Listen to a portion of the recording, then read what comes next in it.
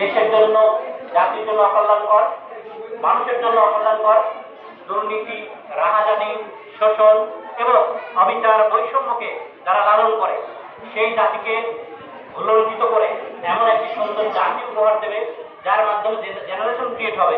সে জাতি একটি কল্যাণকর, সৎ, দক্ষ, দেশপ্রেমিক হিসাবে একটি সুন্দর দেশ আমাদের সামনে উপহার দেবে। আর তার অগ্রণী ভূমিকায় দারুল হিকমা মডেল মাদ্রাসার শিক্ষার্থীরা আগামী দিনে মুখ্যভাবে ভূমিকা পালন করবে, সেটা আমাদের মূল আদর্শিক বৈশিষ্ট্য।